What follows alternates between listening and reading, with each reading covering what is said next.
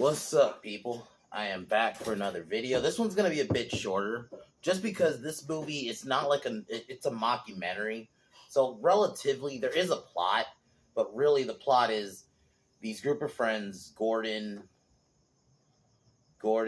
Kevin, Reese, Paul, and Fernando are a group of friends who play D&D, and basically they want to make 74,558 hours. So, and basically that's all really it is. So it's not like one of those movies where I'm gonna like analyze and shit. Like, but I gotta thank C for putting me on this movie. He just DM'd me this one day and was like, "Yo, watch this," and I did. It is fucking funny. Even as someone who's not into D&D, it's fucking hilarious. Like the dynamic between the friends is what I like. It's like an adult version of like, you know, some of those old 80s movies where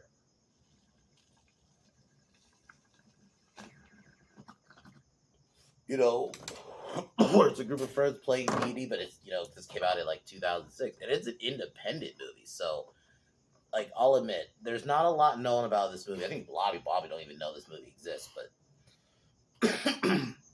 but I would say, especially if you're really into D&D, I would definitely say watch it. But really, the story is these group of friends have shitty jobs, and basically, and you know, one of them lives with Kevin. No, not Kevin. Gordon lives with his dad, and Gordon's dad, played by John Hurt. John Hurt is so fucking funny in this. I love his character. He's so great as Gordon's dad. But like, you like each of them. You know, their lives are in like the best.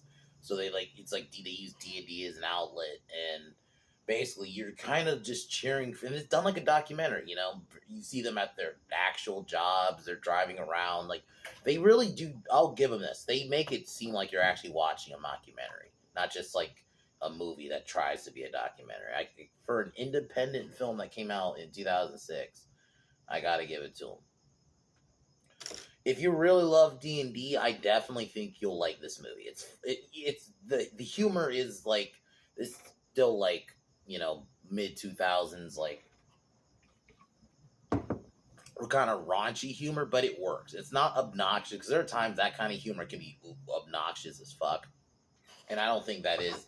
There's literally a scene where one of them dresses like the Grand Wizard because, you know, in D&D, because like one of them's the DM.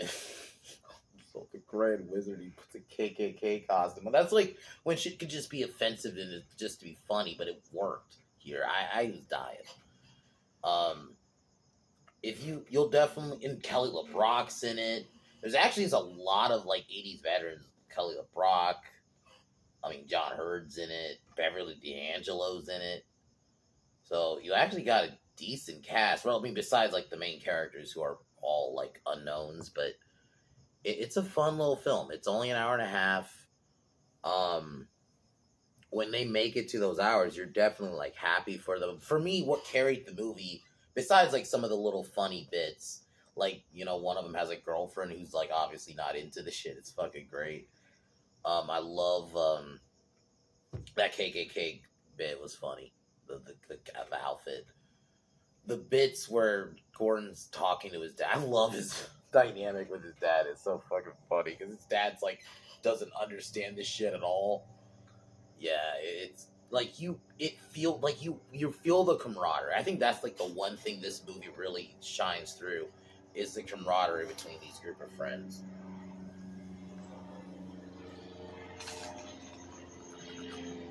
You know, like I think that's the one thing, if you're gonna do a movie like this, I do think you gotta make the camaraderie feel believable. Like you gotta make it feel like these people are actually, you can believe they're actual friends. And I even love just the poster. You know, it's like Star Wars style. But yeah, it's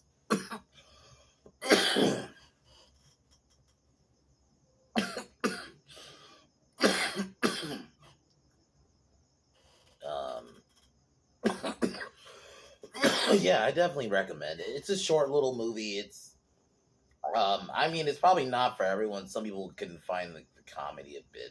I know some people can say the comedy is a bit much, but I personally say watch it. It's a fun little flick.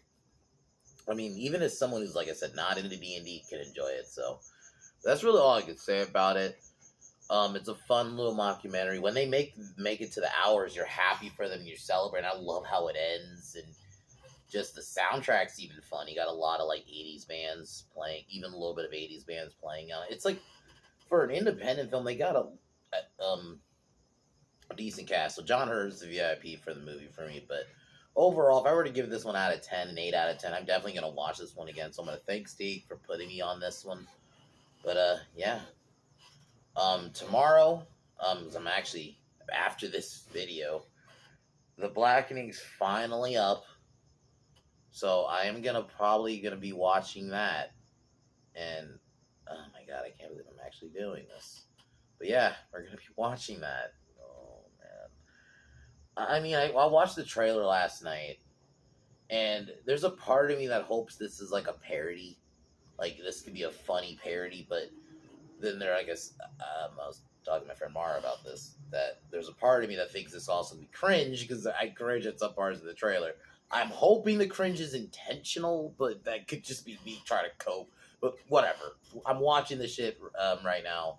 So, I mean, if it could just be a decent little ride for an hour and a half, I mean, I guess that's all I could hope for.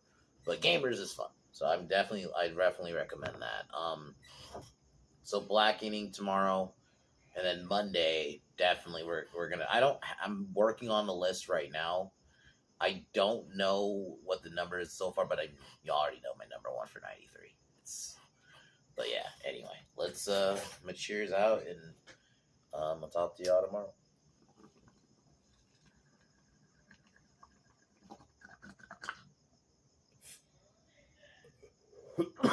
As usual, talk to y'all tomorrow.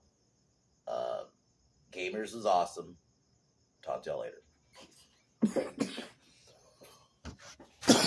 later.